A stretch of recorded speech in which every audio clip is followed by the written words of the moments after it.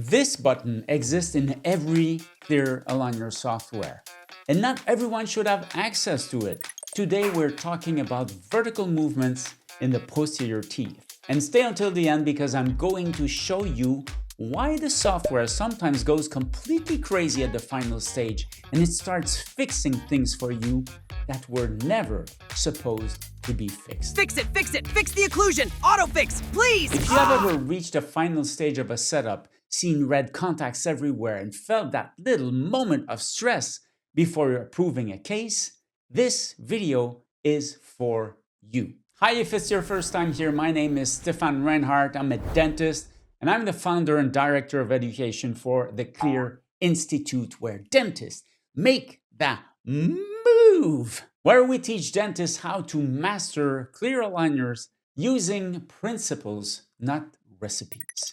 And this topic, I see it every single day.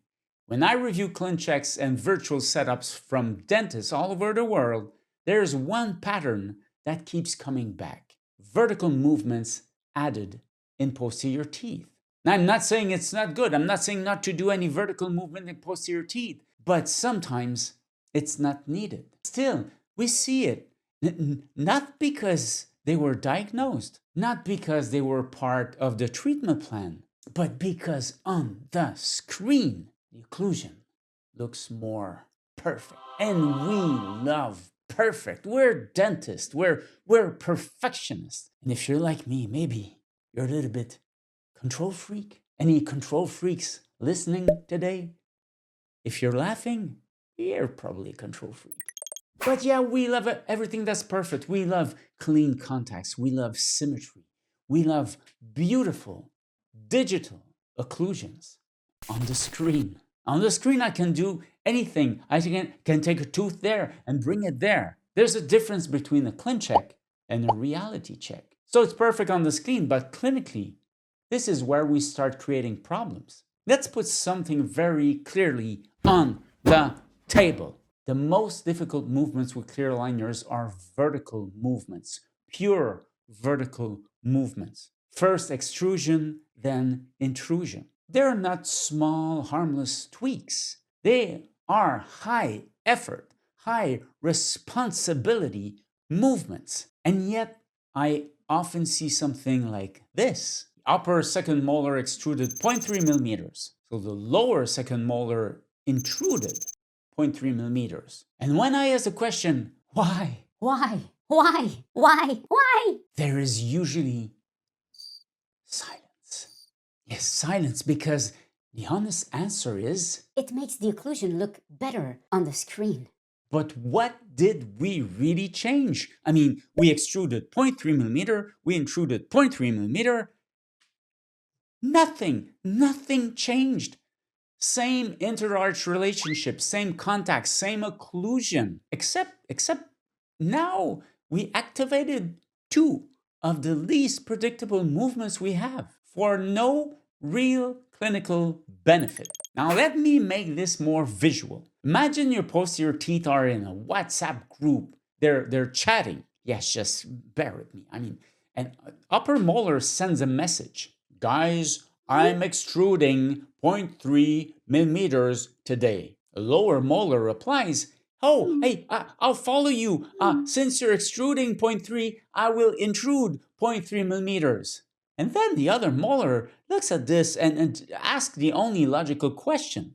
Why though? Maybe sending an emoji or I don't know, something, but question mark? Why? Exactly. Why? These teeth were stable. They were comfortable where they were. They were functioning. And now we introduce unnecessary vertical movements because the screen wants perfection. Not only the screen, we want it too. And here's what happens next. Biology does not care about your software. These teeth do not respond 100%. So we do not get perfection. We get instability, we get discomfort, we get posterior contacts that feel wrong. Why? Because sometimes we introduce these movements, but we don't have the right mechanics to do it. Things like you can see here, a molar without attachment. doing extrusion, a molar without attachment, doing some tipping. That will never happen, but it will on the screen. So sometimes we disturb an occlusion that was completely fine, all because we press that button. So let's go back to that button. Imagine it is protected. So before you can even activate vertical movements, you must enter a code. Hi, this is Dr. Reinhardt. I would like to have the code to activate the vertical movement. We're sorry, we don't give you the code what? for that. You don't need vertical movements in your case. But the thing is, the code is not numbers. It's not a password. It's 3 questions. Was it diagnosed? I mean, was it part of your diagnosis? Did you, when you did your complete exam, when you were doing your treatment planning, did you decide, I need to extrude some molars, and I need to intrude some other molars, and I need to extrude premolars. Was it part of the diagnosis? Was it part of your treatment plan? And does this improve your patient's outcome? If the answer is no, no, no, no, no, no, no, then the button stays locked. Access denied. And that is a good thing. Now let's come back to what I promised you at the beginning. Why does the software sometimes go crazy at the final stage? You know what I mean? You reach the last step of your virtual setup and suddenly you see red occlusion. It's red. Everything is red. Heavy contacts everywhere. And when you go to approve the case, it feels like you triggered an alarm inside the system. Sirens in the background, everywhere. Attention, attention. Doctor is about to send a case with heavy occlusion. This is not a drill. This is not. And what does the software do? It tries to help you. It suggests fixing it. And how does it fix it? By adding vertical movements.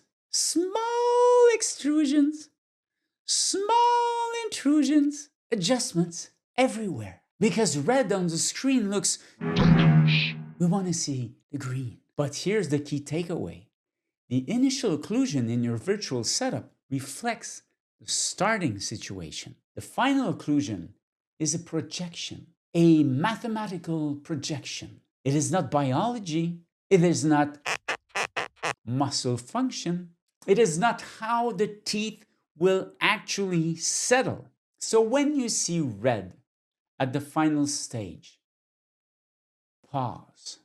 Take a deep breath.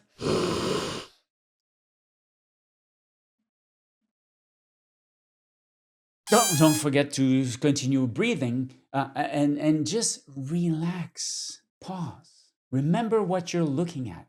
You are looking at a simulation, not the future. That is the promise from the beginning. The sirens are not telling you something is wrong.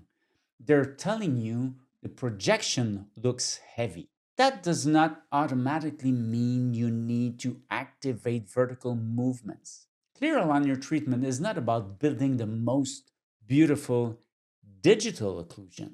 It's about delivering a stable, comfortable, functional result in a real patient. A patient with saliva, patient with muscle, a patient with biology, not pixels. At the Clear Institute, this is exactly what we teach inside our MOCA programs. MOCA is for Master of Clear Aligners. How to interpret what you see, how to plan your cases intentionally, how to move teeth because you decided to move them, because they need to be moved, not because the screen suggested it. So if you want to go deeper into biomechanics, diagnosis, and structured treatment planning, take a look at our MOCA programs on our website. You'll find all the links below in the description. Now, something very important to remember, vertical movements are not cosmetic adjustments. They're high responsibility tools. Do not activate them just because the screen turns red. Protect stable occlusions. Think biologically. Think like plastic. Improvement beats perfection. I learned that from Dr. Larry Gerald. He told me once, orthodontic is not about perfection. It's about improvement. Wise. And it's like that every single time. Now, if this video helped you, if you enjoyed it, if you learned something, subscribe to the channel and click the bell so you'll be notified every time you have a new video on our channel. And stay here for more. We're going to suggest you more videos that could be interesting for you. Stay tuned for more to come, and do not forget to visit our website to explore more resources and programs. And as always, have fun making the move.